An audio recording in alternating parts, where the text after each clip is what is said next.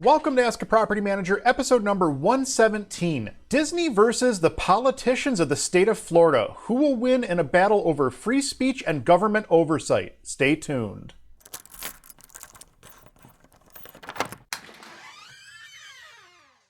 This is probably one of the more interesting real estate stories that I've come across in recent history. Walt Disney World, which sits inside of Orange and Osceola counties, also sits inside what's called the Reedy Creek Improvement District. The reason that the improvement district works as well as it does is because Disney's the majority landowner in the district, and that gives them the ability to tax themselves. And obviously Disney doesn't have any issues writing checks to cover the cost of the improvement district because it's self-serving. So because of all this, Disney has very broad strokes as to what they can and can't do without outside oversight from the government. I've heard it rumored that they could build a nuclear power plant if they were so inclined. I don't know as though that's accurate, but really all of this stems back to a time when Disney was trying to build Epcot as an experimental prototype city of tomorrow. That's what Epcot stands for. And while they were trying to do this, they were granted this Reedy Creek Improvement District status, which has allowed them to build and develop over the course of the years into what they are today. So essentially, what it basically means is that the Disney Corporation essentially has 100% control over their land in Florida. The Reedy Creek Improvement District, I should say, has 100% control over the land and the use of the land inside Central Florida.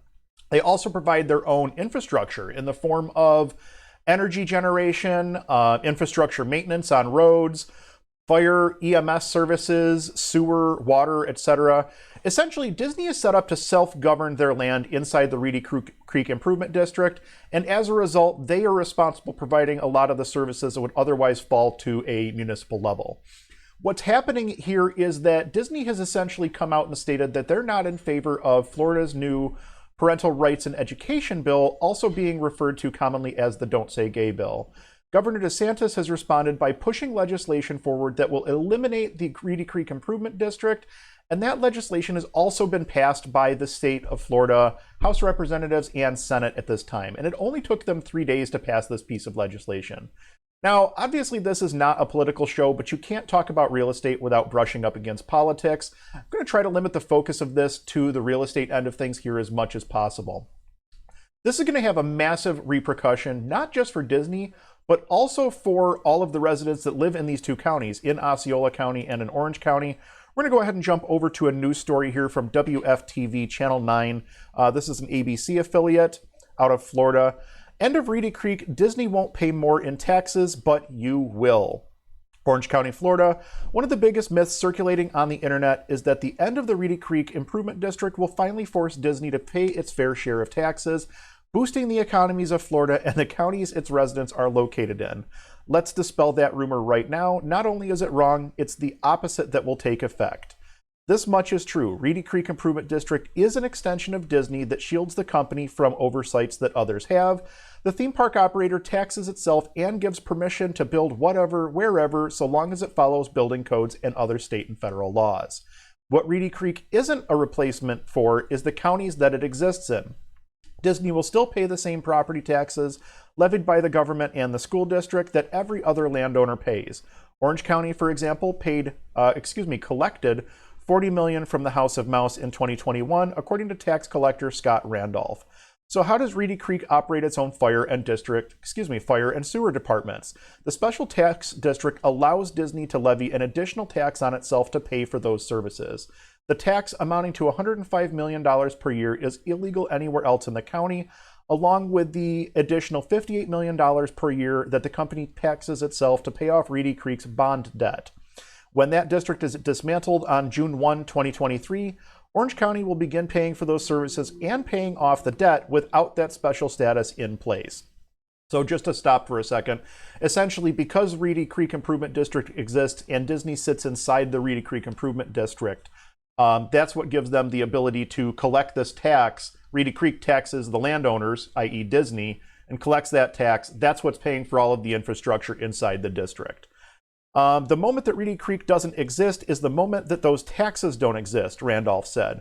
Orange County can't just slap a new taxing district onto that area and recoup the money that was lost. Effectively, Disney's loss of control also hands it a $163 million per year tax break.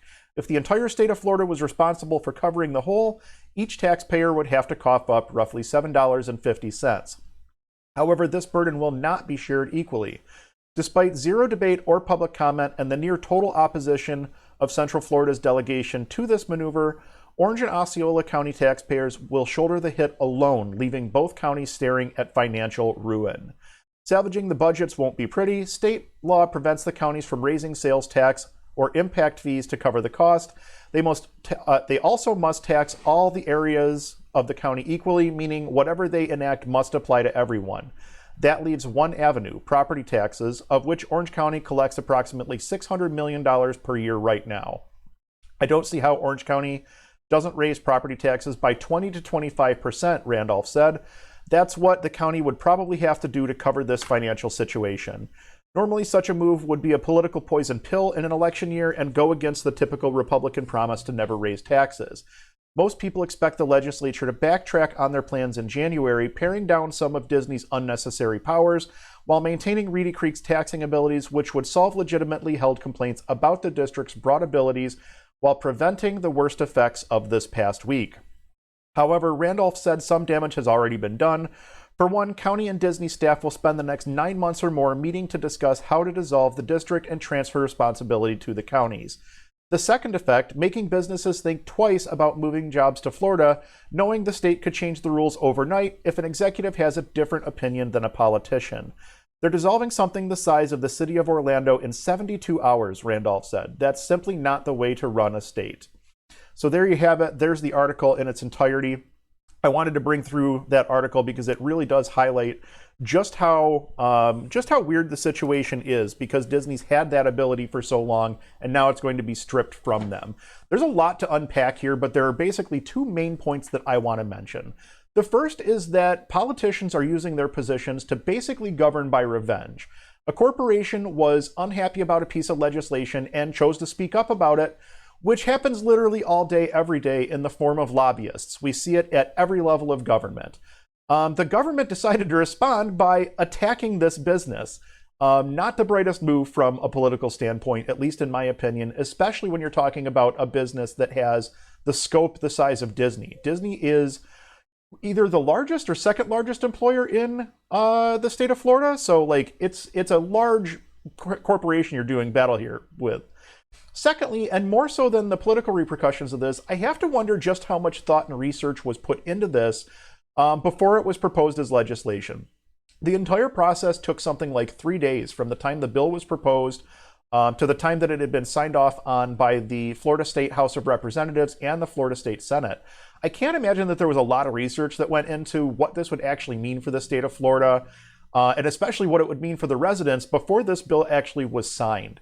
The article makes it very clear that there were a lot of voices that were not heard here. The delegation in Central Florida did not want this, and I'm certain that the residents of Orange County and Osceola County would certainly like to have had a say in this as well, but they never got to have their concerns heard.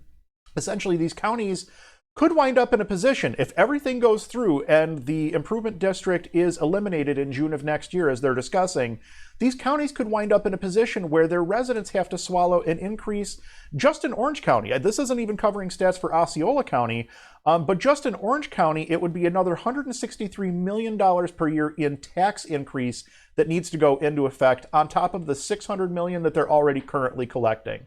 But beyond that, they're going to now have to provide the services to Disney that Disney was providing themselves before. All of that infrastructure, the energy generation, road maintenance, emergency services, all of that has to be maintained by the county now instead of by the Reedy Creek Improvement District, who was handling it before, and as near as I could tell, was doing an okay job of it. So here's just one example that I thought of. If you've ever been to Disney, you know that there are no potholes on the roads leading to the parks or anywhere on the property for that matter. All of the grass is maintained along all of the roadways and in the center medians and things like that. Just completing that work alone takes a small army of people and machinery.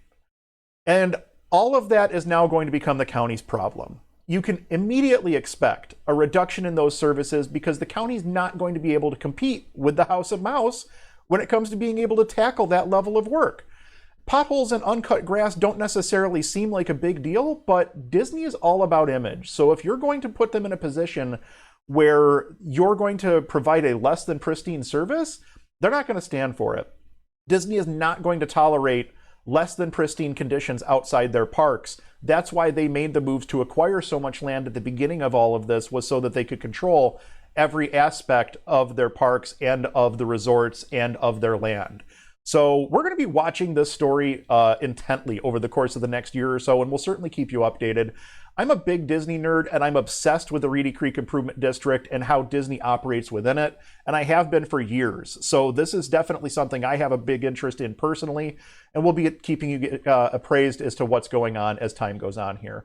Wrapping up, I think the statement made by the tax collector, Scott Randolph, really says it best. They're dissolving something the size of the city of Orlando in 72 hours. That's not the way to run a state. Thank you so much for watching. I appreciate it. If you found something in this video interesting, do us a favor, hit that like and subscribe button. Share it with a friend or family member if you think that they may see some benefit as well. Questions or comments, drop them below. We'll talk to you soon.